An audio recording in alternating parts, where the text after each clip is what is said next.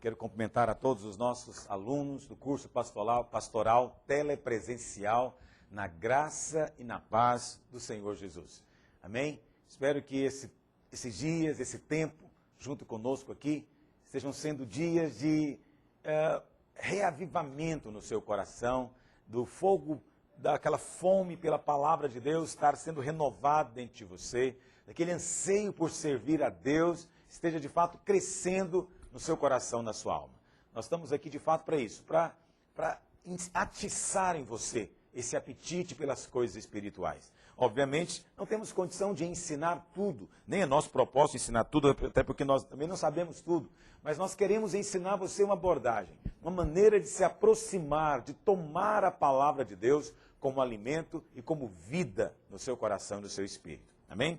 Então eu queria que você nessa hora se colocasse de pé e nós vamos orar ao Senhor, porque é importante fazermos isso em toda a aula. Você pode dizer, pastor, mas nós já fizemos isso, temos orado. Sim, mas nós precisamos de orar e insistir, porque esse é o ponto central de tudo que estamos fazendo aqui. Nós precisamos de revelação. Se o Senhor não nos abrir os olhos, tudo será vão, tudo será sem sentido. Mas se Ele nos abrir os olhos, às vezes apenas uma frase, uma palavra, tem o poder de mudar e revolucionar a nossa vida. Amém? Então fique de pé, feche os seus olhos e ore ao Senhor. Pai, nós oramos hoje. Ó Deus, como a tua palavra nos ensina, por espírito de sabedoria, de revelação, no pleno conhecimento do Senhor. Ó Deus, abre os olhos do nosso coração. Queremos ver como o Senhor vê. Queremos ver na ótica do Senhor. Pai, eu te peço também, dá-me palavras espirituais que traduzam as realidades do Espírito e dá aos teus filhos ouvidos para ouvir, para receber a tua palavra. Nós queremos ser instruídos, ó Deus, para podermos edificar a obra genuína do Senhor e instruir os santos que o Senhor tem colocado debaixo da nossa responsabilidade. Em nome de Jesus. Amém? E amém. Hoje nós chegamos ao capítulo 2, verso 18 de Gênesis. Nas últimas aulas nós vimos a formação do homem e vimos as duas árvores que havia no jardim, o seu significado. Agora nós chegamos à formação da mulher. Precioso isso, a formação da mulher. Então eu queria que você pegasse a sua Bíblia no capítulo 2, vamos ler esses versículos, até o verso 25, 18 ao 25, diz assim: Disse mais o Senhor Deus, não é bom que o homem esteja só, far-lhe-ei uma auxiliadora que lhe seja idônea. Havendo, pois, o Senhor Deus formado da terra todos os animais do campo e todas as aves dos céus, trouxe-os ao homem, para ver como este lhe chamaria. E o nome que o homem desse a todos os seres viventes, esse seria o nome deles. Deu nome o homem a todos os animais domésticos, às aves dos céus e a todos os animais selváticos. Para o homem, todavia, não se achava uma auxiliadora que lhe fosse idônea. Então, o Senhor Deus fez cair pesado sono sobre o homem, e este adormeceu. Tomou uma das suas costelas e fechou o lugar com carne. E a costela que o Senhor Deus tomara ao homem, transformou-a numa mulher e lhe a trouxe. E disse o homem, esta afinal é osso dos meus ossos e carne da minha carne. Chamar-se-á varoa, porquanto do varão foi tomada. Por isso deixa o homem pai e mãe e se une à sua mulher, tornando-se os dois uma só carne. Ora, um e outro, o homem e sua mulher estavam nus e não se envergonhavam. Essa é a gênese, é a formação do homem. Nosso passador de PowerPoint não está funcionando? Se alguém me dissesse por quê, funcionou agora. Funcionou. Então, hoje nós vamos tratar da formação da mulher. Agora, nós não vamos falar aqui numa abordagem meramente histórica. Se você pegar uma abordagem meramente histórica, você vai dizer que esse texto é uma instrução a respeito do casamento. Veja, obviamente isso não está errado. Então nós temos aqui uma série de princípios com relação ao casamento. Você tem o princípio de que o homem deve deixar pai e mãe, tem um deixar geográfico, o homem deve se unir, vai se tornar uma só carne com a sua mulher. Então há uma série de princípios aqui envolvidos que nos falam do casamento. Mas, mais importante do que isso, é a gente entender que esse texto nos dá deve ser interpretado de maneira tipológica. Em outras palavras, Adão era um tipo ou uma prefiguração de Cristo. E, consequentemente, Eva é um tipo da igreja. Então, assim como Adão e Eva naquele momento formavam um único casal, também Cristo e a igreja hoje formam o casal universal. Portanto, o enfoque histórico, obviamente, não é errado, mas ele é insuficiente para nós compreendermos a plenitude desse texto. Não atinge toda a finalidade. Por quê? Porque Paulo, o apóstolo Paulo, nos diz que essa união que aconteceu aqui em Gênesis, de Adão com Eva, na verdade aponta para a união entre Cristo e a igreja, como está lá em Efésios 5, verso 29, que diz assim: porque ninguém jamais odiou a própria carne, antes a alimenta e dela cuida, como também Cristo faz com a igreja, porque somos membros do seu corpo. Observa que a partir desse ponto, eis porque deixará o homem a seu pai e sua mãe, e se unirá à sua mulher. Observe que Paulo está aqui fazendo uma referência direta a Gênesis, ao texto aqui de Gênesis capítulo 2. E ele diz: eis porque deixará o homem a seu pai e a sua mãe, e se unirá à sua mulher, e tornarão os dois uma só carne. Então, todo esse texto aqui é uma referência a Gênesis capítulo 2, ao que Adão disse. Muito bem, se é uma referência, então o que vem a seguir é uma aplicação. Paulo está fazendo uma aplicação desse texto. O que Paulo diz então? Grande é esse mistério. Então Paulo diz, isso aqui é um mistério. Algo misterioso está aqui. Mas ele diz, mas eu não estou aqui me referindo mais a Adão e Eva, nem ao marido e a esposa, ou ao homem e a mulher. Mas eu estou me referindo agora a Cristo e à igreja. Então, o que Paulo está dizendo é o seguinte: esse versículo que diz que o homem vai deixar pai e mãe e se unir à sua mulher, se refere, na verdade, a Cristo. Cristo que abandonou a sua glória, se fez homem e veio para gerar a sua noiva. E, finalmente, depois de gerada, Cristo vai se unir a ela eternamente. Portanto, o que estamos falando aqui é de uma alegoria espiritual, que não sou eu que estou propondo. Não sou eu que estou falando, isso não é interpretação particular. Isso é uma interpretação do apóstolo Paulo. Isso é algo apostólico. É verdade que Paulo não aprofundou. Ele apenas nos deu aqui a chave, ele nos deu a porta de entrada. Mas hoje eu gostaria de aprofundar com você. Então, primeiro, Paulo nos fala que isso é um mistério. Que mistério é esse? É o mistério da humanidade se unindo com a divindade. Vai chegar o dia em que a humanidade vai se unir com a divindade em Cristo. A humanidade, representada pela igreja, vai se unir pela divindade em Cristo. E então vai haver um casamento, uma união, e essa união vai ser eterna. Obviamente, essa união, Paulo está dizendo, está falando aqui de se tornar uma só carne. Ora, quando Paulo fala de tornar-se uma só carne, ele está falando, na verdade, de algo espiritual, que é o tornar-se um espírito. Porque agora, Cristo não é mais carne e sangue. Assim também a igreja não vai ser carne e sangue. Mas ainda assim, a união hoje entre o homem e a mulher, que acontece no ato sexual, na intimidade sexual, ela nos fala de uma intimidade tão profunda entre dois seres humanos, que não existe outra intimidade maior do que essa. Ok? É verdade que a mulher gera o homem, isso é um tipo de intimidade, mas não é fruto de escolha, de opção. Agora, quando um rapaz e uma moça se casam, e eles então se unem sexualmente, a palavra de Deus fala que eles se tornam uma só carne. É um relacionamento de intimidade tal, que representa ou simboliza a intimidade profunda que há, e no futuro vai acontecer de maneira muito maior, entre Cristo e a igreja.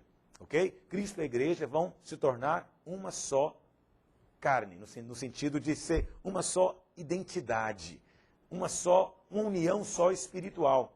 Por isso que a intimidade sexual é algo santo.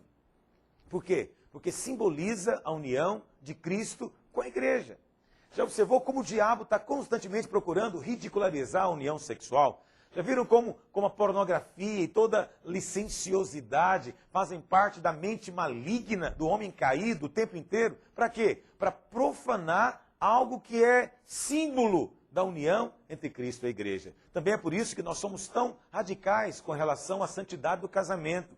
Nós somos tão radicais com relação ao divórcio. Por quê? Porque o divórcio é uma profanação. É como se nós disséssemos que um dia Cristo poderá se divorciar da sua igreja. Isso é um absurdo, porque Cristo é completamente fiel e aquela palavra que ele empenhou, ele não pode voltar atrás, não pode retroceder. Você consegue acompanhar o que eu estou dizendo para você? Todas as coisas que nós ensinamos têm uma base doutrinária, têm uma base espiritual muito séria. Muito séria. Mas além disso, muitos ainda não compreendem a importância dessa união, né? Dessa união entre Cristo e a igreja, e não dão valor à igreja. O que é verdade hoje no meio evangélico é que a igreja não tem valor, não é importante, não é relevante. Investir a sua vida para edificar a igreja, envolver-se a si próprio na comunhão dos irmãos, na edificação da obra de Deus, da igreja na terra, é tido como nada. Por quê? Porque essas pessoas não têm revelação do que é a igreja. Para muitos deles, a igreja é o prédio onde nós nos reunimos. Isso é algo que você precisa mudar. Mude a sua terminologia. Não fique dizendo que você vai à igreja. Ninguém vai à igreja. Não chame o prédio de igreja. A igreja somos nós, os irmãos, que quando estamos reunidos, né, nós entramos numa unidade espiritual com o Senhor que se faz presente. Naquele momento há uma edificação espiritual, algo muito profundo. Então, nós estamos aqui para edificar essa igreja. Outros veem a igreja só como ajuntamento de gente. Então, é óbvio que a igreja são pessoas, mas não é simplesmente ajuntamento de pessoas. É necessário que essas pessoas estejam vinculadas pelo Espírito. É necessário que elas se tornem edifício espiritual. É fundamental que estejam todas elas envolvidas no único propósito santo na presença de Deus. Isso é algo muito sério, porque muitos de nós apenas fazemos movimento semana após semana, e não edificamos nada consistente nem genuíno. Outros não dão valor no culto a Deus. Essa coisa de ir ao culto, participar de uma celebração, isso é coisa alguma, significa nada para eles. E às vezes, em nome da graça, em nome da bondade de Deus, eles querem fazer o que bem entendem, ignoram a igreja. Mas eu quero dizer para você que a recompensa dos servos no final vai ser toda em função do seu trabalho para com a noiva, porque é a noiva que está no coração de Deus. O centro do coração de Deus é a sua noiva, é a noiva de Cristo, é a igreja. Por isso, quando um líder, quando um pastor, quando um irmão entende verdadeiramente o que a igreja representa, o que é essa união entre a humanidade e a divindade em Cristo, a atitude, o compromisso muda completamente. Passamos a ter uma postura muito diferente para com a igreja. Essa mudança de fato se torna radical. Essa radicalidade santa só acontece quando há revelação. Então nós oramos todos os dias, quando vai começar a aula, por revelação. Está aqui um ponto que você precisa muito de revelação. Paulo chegou a dizer que isso é um mistério. Se é um mistério, só pode ser compreendido por revelação. Você precisa de revelação de Cristo, precisamos da revelação da obra de Cristo, precisamos também da revelação da nossa condição caída, pecaminosa, mas acima de tudo, hoje, precisamos da revelação da igreja e do propósito de Deus em ter a sua igreja.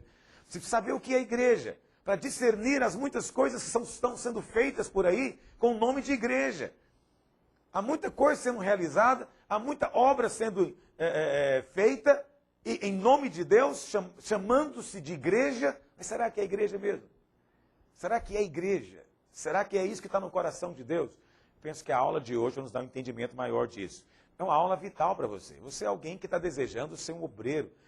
Não importa se você quer ser um pastor tempo integral, se você quer ser apenas um irmão cooperador para ajudar a ministrar, para ajudar a conduzir as células. O fato é, o seu trabalho só vai ser relevante se você compreender o que é a igreja. Se você tiver revelação do que é a igreja, se tiver temor e reverência na edificação da igreja, se usar os materiais, como diz a palavra de Deus, corretos para a edificação da igreja, se você fizer isso, então você vai ter a recompensa de Deus. Eu queria ver 4 coisas com você em nosso estudo aqui nesse capítulo 2 de Gênesis. Primeira coisa, eu quero ver com você. A palavra de Deus diz no verso 18 que Deus viu que não era bom que o homem estivesse só. Primeiro ponto aqui. Deus viu que não era bom que o homem estivesse só. Bom, muito bem. Nós estamos considerando Adão aqui como um tipo de Cristo. Então, é correto dizer, não é, que em algum momento Deus viu que não era bom estar só. Agora, ao dizer isso, eu falo isso com toda a reverência, por isso Paulo fala que é um mistério. Por quê? Porque Deus nunca se sente só. Até porque Deus não pode sentir carência nenhuma, sendo Ele Deus autossuficiente. Ele se basta em si mesmo, não precisa de ninguém e não necessita de nenhuma das suas criaturas. Esse é um ponto pacífico a respeito do nosso Deus. Todavia, houve um dia em que Deus decidiu compartilhar a sua natureza divina.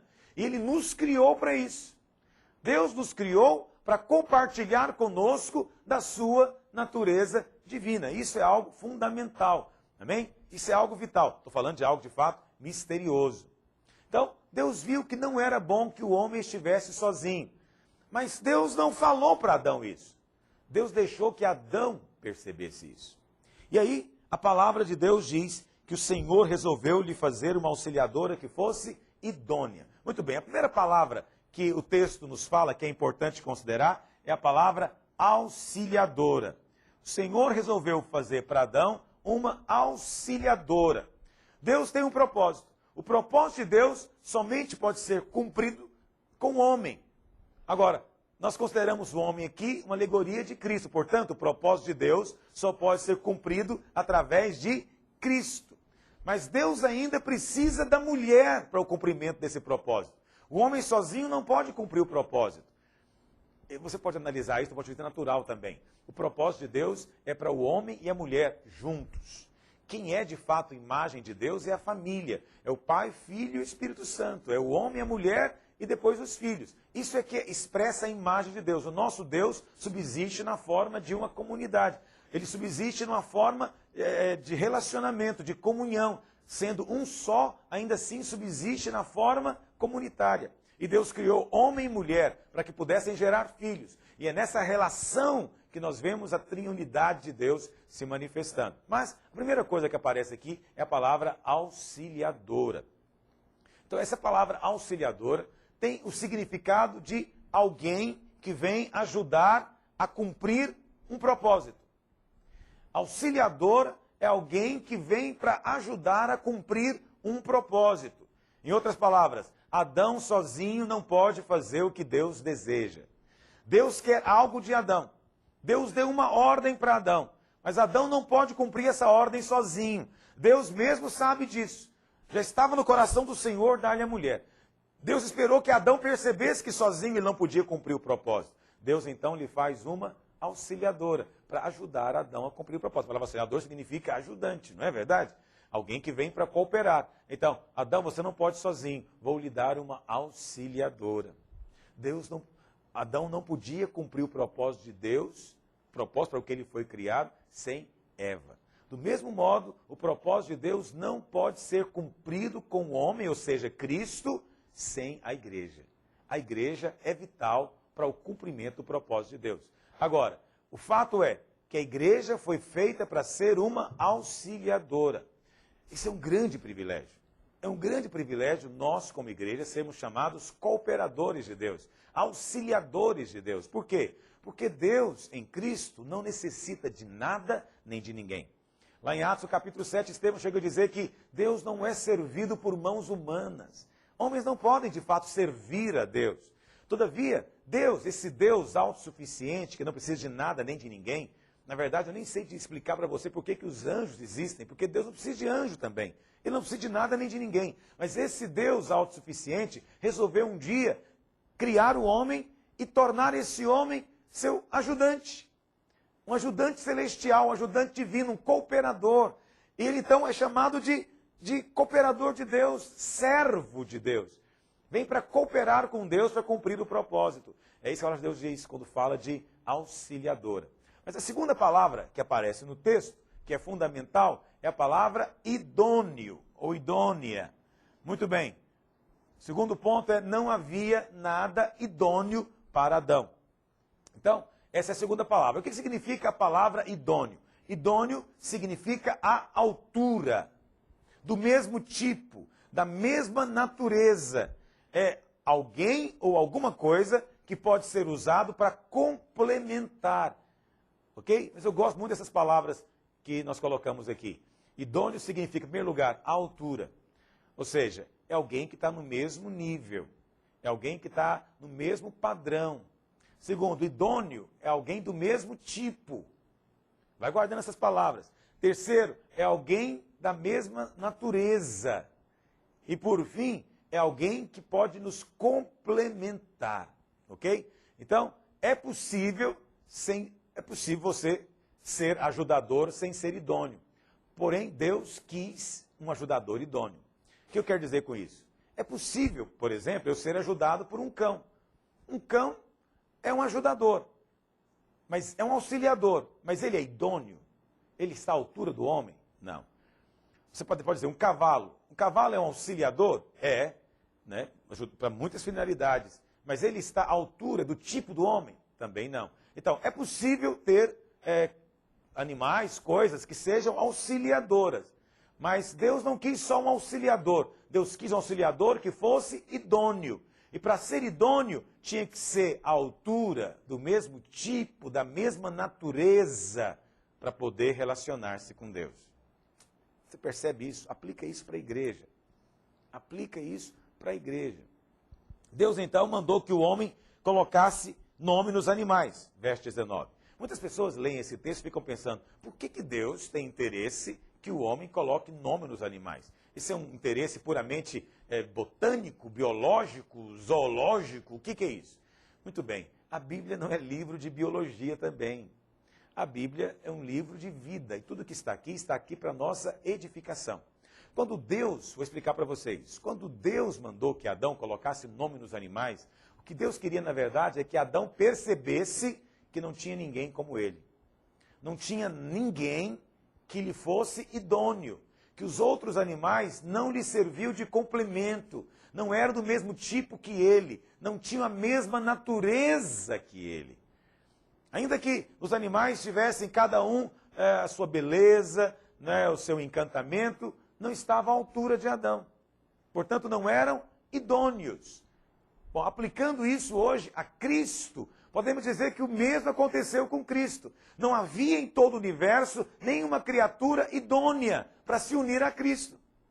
Eu sei que você acha que os anjos são maravilhosos, mas não foram os anjos que Deus escolheu para se unir a Cristo. Por quê? Porque não são do mesmo tipo, ainda que você possa pensar que sejam, não é?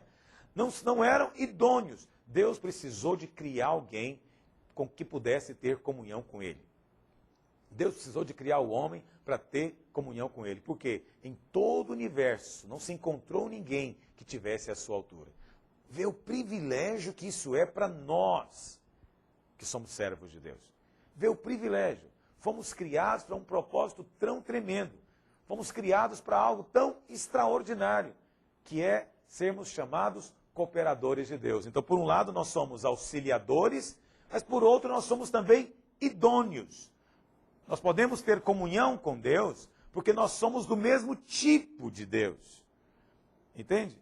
Não podemos ter comunhão genuína com o cão, porque não temos o mesmo tipo de vida, não temos a mesma natureza. Mas, quando Deus criou o homem do tipo de Deus. Deus criou o homem para ter a natureza de Deus e, consequentemente, para estar à altura de Deus. O que é precioso é quando o homem se casa com a mulher, ele está casando com alguém que ele percebe tudo isso. Está à altura dele, é o meu complemento, tem a minha vida, eu posso ter comunhão completa e uma intimidade tal que posso me tornar uma só carne com ela. A mesma coisa vai acontecer entre Cristo e a igreja. Por mais que você diga coisas negativas a respeito da igreja, por mais que você fale coisas negativas a respeito dos irmãos, o Espírito Santo está trabalhando hoje para formar a noiva. E o Senhor Jesus vai ter a noiva. Eu sei que você está pensando que a noiva vai estar pronta por ocasião da volta de Jesus. Mas o que a Bíblia ensina é que a noiva vai estar pronta no final do milênio. No final do milênio, a Bíblia fala que a Nova Jerusalém, que é a noiva do Cordeiro, vai descer do céu ataviada, aí sim pronta para o casamento. Finalmente, Cristo vai ter a sua igreja idônea para ter comunhão com Ele. Assim como o homem se sente pleno quando tem a sua mulher e os dois são apaixonados. Esse é o grande mistério que Paulo está falando. É um mistério quando nós paramos para pensar a respeito da divindade. Há um Deus que habita em uma glória inacessível, imarcessível. Há um Deus que habita numa glória completamente distante, separado de nós. Mas esse Deus tremendo, ele resolve compartilhar conosco dessa sua glória e natureza, nos fazendo semelhantes a Ele. Que coisa tremenda isso. Terceiro ponto. Deus, o processo de trazer Eva. Deus então resolve trazer Eva à existência. Mas Eva não foi simplesmente feita como homem do pó da terra. Houve um processo para que Eva pudesse vir à luz. E que processo foi esse? E o que ele representa para nós? Esse processo descrito aqui em Gênesis capítulo 2, do verso 18 adiante, ele nos fala da edificação da igreja. Ele nos fala de como o Espírito Santo edifica a igreja hoje. Primeiro ponto, Deus teve que ter o homem. Agora, nós estamos o tempo inteiro aqui mostrando para você que Adão é um tipo de Cristo. Mesma coisa acontece, para ter a sua igreja, Cristo teve que se fazer homem. Para que a Eva pudesse acontecer, Adão teve que ser formado primeiro. Para que a igreja pudesse vir à luz, Cristo então teve que se fazer homem. João 1, verso 14 diz, e o verbo se fez carne. Bom, no lugar de carne aqui, se você quiser colocar gente, fica até mais fácil de entender. Diz assim, e o verbo se fez gente e habitou entre nós, cheio de graça e de verdade. E vimos a sua glória, glória como do unigênito do Pai. É bom lembrar que Cristo, quando veio, era o unigênito. Uni vem de único, um. Então ele era o único filho. Hoje ele não é mais unigênito, hoje ele é primogênito, que significa o primeiro entre muitos irmãos que são também semelhantes a ele. Mas essa é uma outra ilustração. Então o primeiro passo foi ter o homem. Também houve um dia em que Deus se fez homem. Teve uma época em que Deus era apenas Deus. Deus era apenas Deus. Deus estava lá imerso na sua própria divindade, ok? Mas agora Deus é também homem. Antes teve uma época que Deus era só Deus, mas agora Deus é também homem. Por quê? Porque Deus se fez gente em Cristo Jesus. Mas lembra disso, Adão era só um tipo de Cristo, era só uma alegoria, e Eva só também uma alegoria, uma ilustração da igreja. Lembra disso? Para que a igreja pudesse ser criada, Deus se tornou homem em Cristo Jesus. Entendeu? Antes de vir ao mundo, Cristo era Deus. Ele e Deus sempre foram um, porque só há um Deus. Mas agora esse Deus, ele se humanizou em Cristo. Mas ele não deixou de ser homem. A Bíblia fala que quando Cristo morreu, ele ressuscitou. E ele levou a humanidade até Deus na divindade. Como? Pela ressurreição e pela glorificação. Hoje tem um homem sentado à destra de Deus. Esse homem é Cristo Jesus. Mas ele também é Deus. Ele é Deus que se fez homem. É Deus vestido de homem. É Deus que pegou a humanidade e acrescentou a si mesmo. Hoje tem um homem glorificado, sentado à destra de Deus Pai, que também é Deus. E aqui na terra nós temos muitos homens carregando dentro de si já a semente da nova natureza, a semente do próprio Deus, a semente da divindade. E do mesmo jeito que aconteceu com Cristo, vai acontecer conosco. Quando Cristo estava na terra, ele era também homem. Quem olhava para ele não percebia nada diferente fisicamente. Mas dentro dele estava Deus. Nós também, como Cristo, estamos andando na terra. Mas dentro de nós está a pessoa de Deus. E nós também vamos morrer um dia. E vamos ressuscitar também. E no dia que nós ressuscitarmos, nós seremos tal qual ele é. Nós seremos humanidade com divindade dentro de nós. Preste atenção. Vou explicar para você isso e dizer... Não estou dizendo que algum dia nós iremos virar Deus, não. Isso é um absurdo, ninguém vira Deus. Mas você vai virar filho de Deus. Você vai ser manifestado em glória. Você vai ser como Cristo é. Ok? Só há um Deus, mas há muitos milhões de filhos. E esses filhos compartilham a natureza do Pai. Então o primeiro ponto, para que Eva pudesse existir, foi que Deus teve que ter o homem. O homem foi criado. Segunda coisa, não bastava o homem, Adão, estar ali. Para trazer Eva à existência, Deus teve que fazer Adão dormir. Então, Adão teve que dormir. Ele teve que dormir para que Deus pudesse tirar uma das suas costelas e, a partir daquela costela, formar a mulher. Agora, Tudo isso aqui é simbólico. Na Bíblia, dormir é algo simbólico. Você entende isso?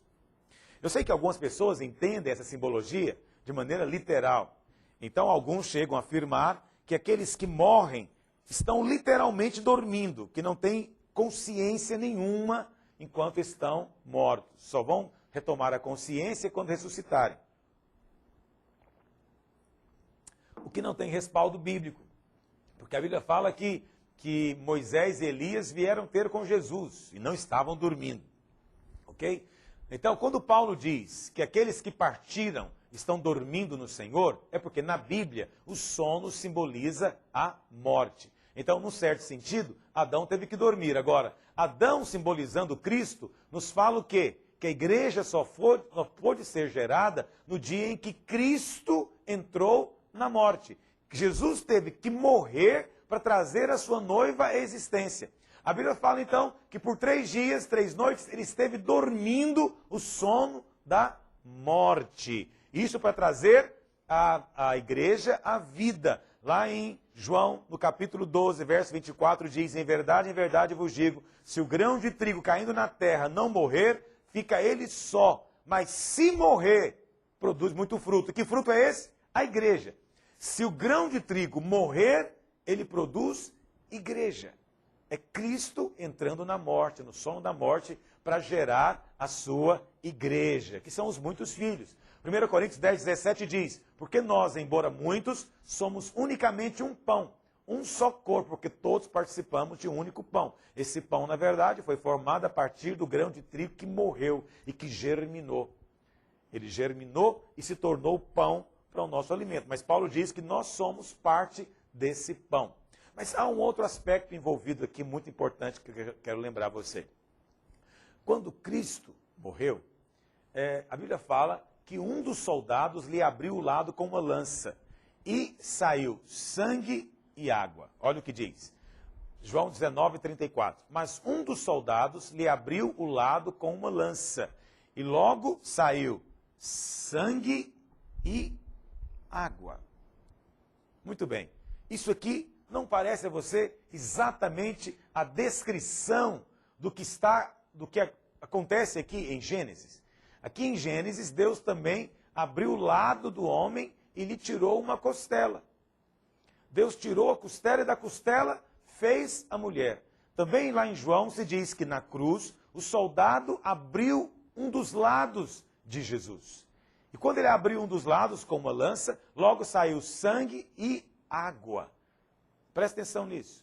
Algo foi tirado de Cristo a fim de que a noiva pudesse ser criada ou gerada. 2 elementos, o sangue e a água. O sangue nos fala de quê? O sangue aponta para a redenção. Mas a água que flui nos fala de vida.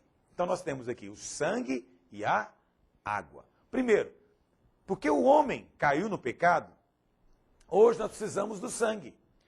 Então, uma vez que o homem caiu, Cristo tinha que derramar o seu sangue para comprá-lo de volta, para redimi-lo, para tomar ele da mão da escravidão do diabo. Então, ele comprou de volta da escravidão e agora o homem tornou-se livre. Então, preste atenção, o sangue tem a ver com a redenção, mas a água realmente não está ligada com a redenção. Por que a água saiu? A água saiu porque essa é a água que flui do interior, essa é a água que vem da rocha ferida, essa é a água da vida. Essa água da vida é que nos capacita a sermos filhos de Deus. Então o sangue nos redime, mas a água nos faz nova criaturas. O sangue nos livra da condenação e da escravidão, mas a água nos faz filhos, nos torna aptos para sermos noiva do Cordeiro. Vê que coisa preciosa. Muito bem, vamos ler um pouquinho aqui a respeito do sangue. O sangue, portanto, é para redenção. Lembra disso? Esse aqui é o ponto-chave que eu quero que você tenha completa clareza. O sangue é para a redenção, mas a água é para gerar vida. Ok? Com efeito, Hebreus 9, 22.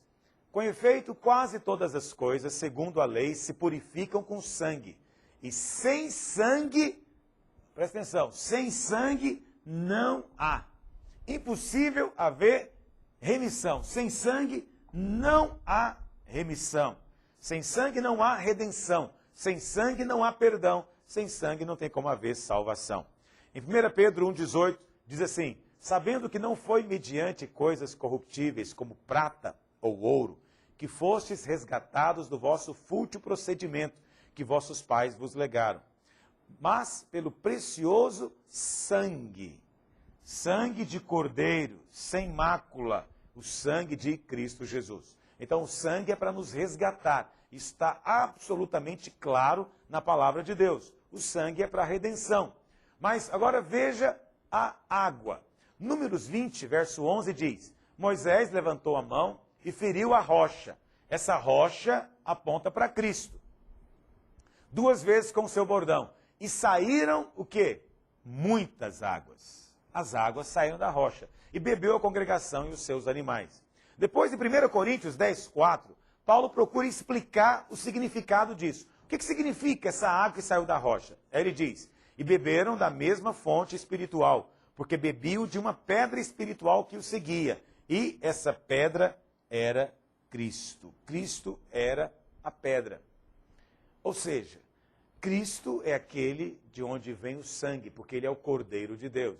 Mas Cristo também é a rocha de onde vem a água. Então, explicando melhor para você entender. Após a queda, o homem passou a precisar do sangue para ser purificado. Mas não era o propósito de Deus que o homem caísse. Portanto, o sangue é só uma correção de rota. Muitas pessoas, abrindo parênteses para você entender, muita gente pensa que o alvo de Deus é salvar o homem, que a salvação é o propósito de Deus. Por favor, abre o seu entendimento. A salvação é uma correção de rumo. A salvação é a porta que a gente entra de volta. Mas agora tem um caminho diante de nós do propósito de Deus. Deixa-me dar um exemplo para você compreender melhor. Imagina que eu tenho um filho. E eu chego para esse filho e digo: filho, vamos ao shopping passear? Aí ele: vamos passear no shopping. Aí eu digo para ele: filho, enquanto eu me arrumo, você fica aqui e quando eu voltar nós vamos para o shopping. Só que, enquanto eu estou arrumando, o meu filho vai lá fora, cai numa poça de lama e se suja. Muito bem. Qual que era o meu propósito? O propósito era ir ao shopping. Mas agora eu tenho um problema. Meu filho caiu no barro. Ele se sujou. Então eu vou ter que trocar a sua roupa e vou ter que dar banho nele. Então eu levo meu filho para o banheiro e começo a dar banho nele e trocar de roupa. Só que, enquanto eu estou fazendo isso, meu filho fala: pai, vamos deixar de lado o shopping, vamos ficar aqui no banheiro, brincando na banheira, que é muito mais divertido. Essa é a história de muitos crentes. Eles ficam a vida inteira se lavando, como se lavar-se fosse o alvo final da vida cristã. Entende? Se não nos lavamos, não temos como cumprir o propósito que é ir no shopping.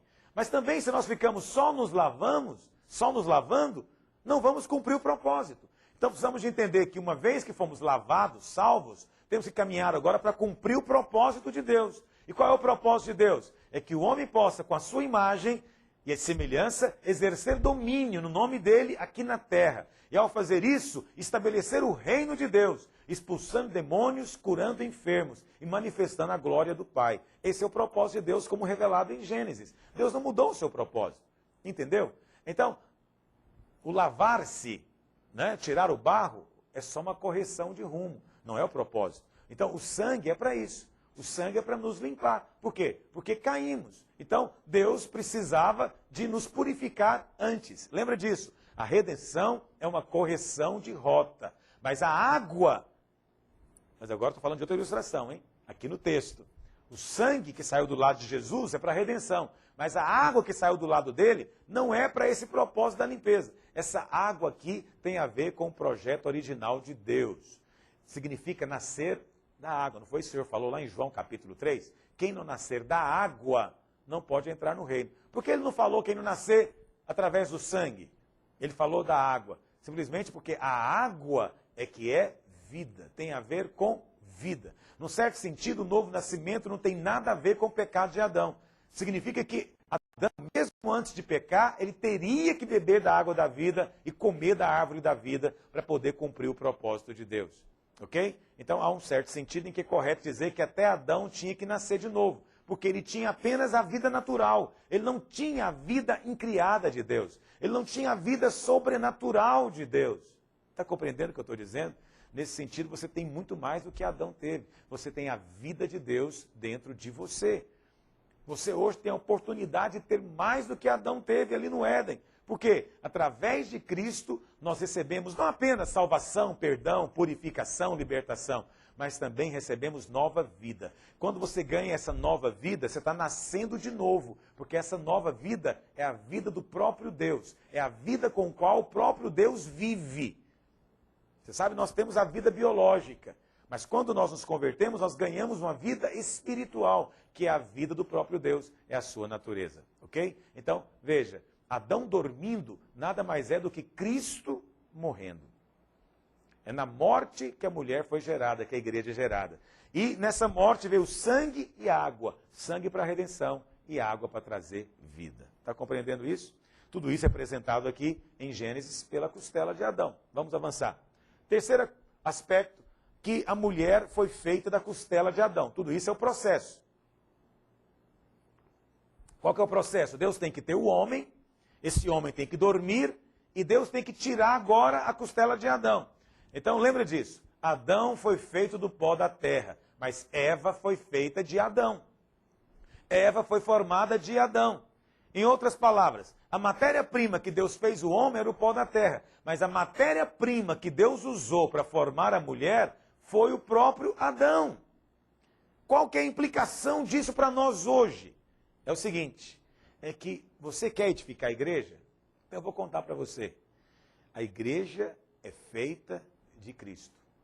Eva não é a igreja? É. Adão não aponta para Cristo? Sim. Eva não foi feita de Adão? Sim. E igreja? A igreja é feita de Cristo. Qual que é a matéria-prima para edificar a igreja? Cristo. Pastor, me explica isso melhor. Como é que é isso? Cristo é a matéria-prima? É simples, querido.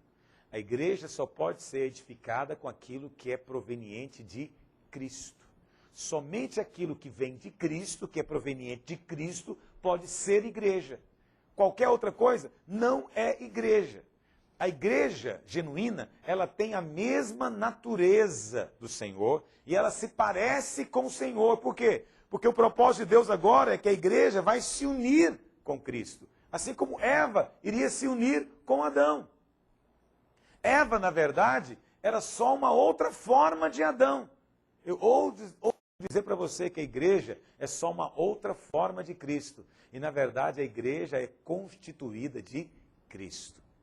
Cristo é unção. Cristo é vida. Cristo é o poder. Ok? Então, o que nós precisamos para edificar a igreja hoje? Precisamos de Cristo. Quem está cheio de Cristo edifica a igreja. Mas vivemos no meio de uma geração corrompida, pervertida e terrível, e que tenta perverter também a obra de Deus na igreja. O que tem de pastor por aí edificando outra coisa, edificando com outro material, que não é Cristo. Não estão cheios de Cristo, não estão cheios do Evangelho, não estão cheios da vida de Deus, estão mortos, estão tentando trabalhar na edificação da igreja. Estão perdendo tempo, por quê? Tudo que não é Cristo também não é igreja. Tudo que não provém de Cristo, da vida de Cristo, da palavra de Cristo, da unção de Cristo, não pode ser igreja. A igreja, portanto, querido, alarga a sua visão, não é um conjunto de atividades, não é uma questão lá de ter um hall de membros, registros formais, uma placa na porta. Então, a verdadeira igreja é fruto de duas coisas, eu falei para você, Espírito e palavra. Revelação na palavra, unção no Espírito. A igreja só é edificada com unção e palavra, Espírito e palavra, porque Espírito e palavra apontam para Cristo. Cristo é Espírito e vida também. Entende? Agora, nós somos tão preocupados com métodos, não é verdade?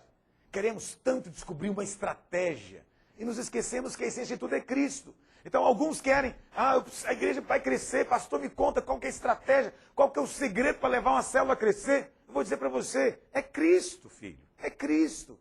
Quem é cheio de Cristo, multiplica. Quem é cheio de Cristo, frutifica. Quem é cheio de Cristo, manifesta vida, poder, graça. Cristo é o segredo. Quanto menos Cristo tiver, menos fruto, menos vida, menos igreja, no final das contas. Mas quanto mais de Cristo, melhor. Como é que eu posso ter mais de Cristo? Eu tenho mais de Cristo comendo de Cristo, porque Ele é o pão que desceu do céu. Eu tenho mais de Cristo bebendo de Cristo, da água viva do Espírito. Eu tenho mais de Cristo orando, eu tenho mais de Cristo obedecendo, eu tenho mais de Cristo me quebrantando, eu tenho mais de Cristo recebendo dele. E quando eu tenho isso, então eu ministro, eu libero, há um jorrar do interior, a igreja pode ser edificada. Qualquer coisa que não flui disso é só método humano, estratégia humana. A essência da igreja é Cristo. Cristo é a palavra. Quando há a palavra, a igreja cresce e é edificada. Essa é a verdade. A palavra Cristo significa ungido. A palavra Cristo significa ungido. E significa o quê? Que quando há unção, há edificação. Tudo que você faz na força do braço, tudo que você faz pelo entendimento próprio, que não é fruto da unção, da dependência do Espírito, da árvore da vida, então isso é natural. Natural. E tudo o que é natural do ego, do homem, não tem parte na igreja. Não pode ser usado na edificação. Tudo que é fruto da sua mera lógica e entendimento natural não pode ser usado. Na verdade, essa é a primeira lição para um obreiro. Como é que você edifica a igreja, filho? Essa é a primeira lição fundamental para você. Quem não tem essa compreensão, esse entendimento, está se enganando. Paulo diz lá em 1 Coríntios 3, do verso 11 em diante, o que é edificar a igreja? Leia comigo. Porque ninguém pode lançar outro fundamento além do que foi posto, o qual é Jesus Cristo. Contudo, se o que alguém edifica sobre o fundamento é ouro, prata e pedras preciosas, observa que nós temos aqui um grupo que envolve ouro, prata e pedras preciosas. Tem um outro grupo, que é de madeira, palha e feno. Esse outro grupo está desqualificado. Por que está desqualificado? Porque manifesta se tornará a obra de cada um, pois o dia demonstrará. Porque está sendo revelada como? Pelo fogo. E qual seja a obra de cada um, o fogo vai mostrar. Por que madeira, feno e palha estão fora? Por quê? Porque não resistem ao fogo. No dia do tribunal de Cristo, um fogo vai sair e vai checar. Na obra, na casa de Deus, na edificação da igreja, não há lugar para madeira, palha e feno. Madeira, palha e feno nos fala de obra que é passageira, humana, fogo de palha, coisa natural. Mas ouro, prata e pedras preciosas nos fala daquilo que é eterno. Amém? O ouro é a natureza e a glória de Deus, a prata é a redenção, a pedra preciosa nos fala da obra de transformação que o Espírito de Deus opera em nós. Ouro, prata e pedras preciosas nos fala de coisas que custam, que têm preço. Madeira, palha e feno nos fala de coisas que são baratas, que têm grande quantidade, mas não têm consistência nem realidade. Essa é que é a questão. Então me preocupo muito com isso. Por quê? A primeira lição, ponto fundamental para quem quer fazer a obra de Deus, é isso. Não é tão importante o que você faz, mas é muito importante a fonte do que você faz. Qual que é a origem daquilo que você está fazendo? A origem da força, a origem da sua obra é Deus ou a origem da sua obra é você próprio, seus caprichos e sua vontade? Nós temos, às vezes, muita dificuldade de separar as fontes. Por quê? Porque a nossa alma e o nosso espírito estão misturados. É preciso que a palavra de Deus separe essas coisas em nós. Ela tem esse poder de separar o que vem da alma do que vem do espírito. Só aquilo que vem do espírito é confiável, porque procede de unção, de vida, de realidade. Amém? E a quarta parte do processo de trazer o homem é que Adão é despertado. Uma vez que Adão é despertado, então o Senhor traz Eva para ele. Muito bem. Adão aponta para Cristo. Se dormir simboliza a morte, ser despertado simboliza a ressurreição. Tá bom? Então isso aqui nos fala da ressurreição.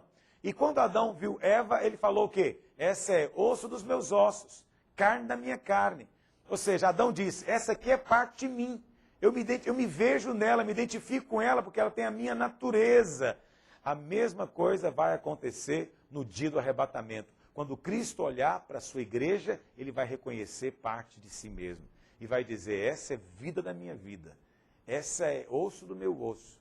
Essa é parte de mim mesmo. Por isso você está habilitado, nós estamos habilitados a ser um com Cristo. Por quê? Porque nós podemos nos unir a Ele. Podemos ser um só espírito com Ele. Nós temos a mesma natureza. Podemos ser o seu par. Nós saímos dele e vamos voltar para ele. Então, a igreja hoje, ela é essa auxiliadora idônea do Senhor. Só que a igreja precisa ainda de crescer. Você sabe? Às vezes é auxiliadora, é idônea, mas ainda é criança.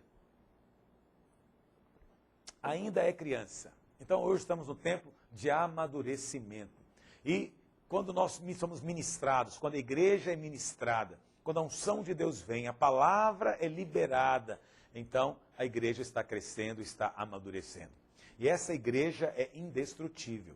Veja, denominações podem ser destruídas, obras humanas podem ser destruídas, mas a igreja genuína do Senhor é indestrutível, e as portas do inferno não prevalecerão contra ela. Nunca pode ser destruída porque Cristo é a própria vida e está na igreja.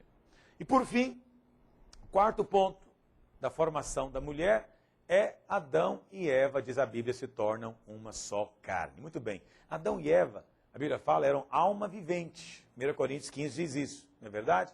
Como almas viventes se tornaram uma só carne. Mas Cristo e a igreja hoje são espírito vivificante. Por isso, lá em 1 Coríntios, capítulo 6, verso 17, diz que aquele que se une ao Senhor é um só espírito com ele. Você pode conferir na sua Bíblia. Aquele que se une ao Senhor é um só espírito com ele. Ok? Nós seremos glorificados. E, portanto, a nossa união com Cristo, ela é espiritual. Agora, há muitos lugares na Bíblia que ensinam a respeito disso. Cantares é muito profundo. E ele fala dessa união do noivo com a noiva. Lembra disso? O alvo de Deus é se tornar um com o homem. E Deus alcançou esse alvo. Como? Pela morte e pela ressurreição do Senhor Jesus. Ok? Então, esse tornar-se uma só carne, diz Paulo lá em Efésios, é um grande mistério. Por quê? Porque fala da união tão profunda, tão íntima entre Deus e os homens, que nos leva às vezes a pensar que somos divinos sem sermos Deus. Isso é algo tremendo demais. Então, não existe glória maior do que essa. Nós, seres tão insignificantes, feitos do pó da terra, somos participantes da natureza divina. O Senhor morreu para que nos tornássemos sua noiva. Ressuscitou para compartilhar conosco a sua vida, para que possamos estar unidos com Ele numa união eterna. Ok? Agora, lembra disso. Essa união entre Cristo e a igreja foi alcançada pela cruz. Não é? E a igreja, hoje, não é uma questão de vários cristãos estarem juntos com outros cristãos. Não é uma questão de muitos homens, mas de uma vida. Não é uma questão de muitos homens, mas de uma só vida. Isso caracteriza a igreja. A igreja só é igreja porque possui muitos homens, com certeza. Mas esses homens têm uma só vida. E é como se cada um de nós tivesse um pedaço, uma porção de Cristo. E quando cada um de nós é colocado junto, então essas partes se completam. E aí nós nos tornamos casa de Deus, habitação eterna de Deus no Espírito. Essa é a formação da mulher, que no final das contas aponta para a edificação da igreja. Não sei se você consegue perceber todas essas verdades espirituais implícitas aqui. Mas eu espero que os seus olhos tenham sido abertos hoje. Tamanha a profundidade da palavra de Deus. E mais ainda, que você se sinta encantado, motivado para ser ainda mais envolvido nessa obra de edificação da noiva do Senhor na terra. Bendito seja o nome do Senhor pela sua santa palavra ministrada aos nossos corações hoje. Amém? Deus possa abençoar você. Medita nisso, pensa bastante nisso e compartilha com os seus discípulos, com a sua célula, para que essa palavra continue viva no seu coração. Em nome de Jesus. Deus abençoe a cada um. Até a nossa próxima aula.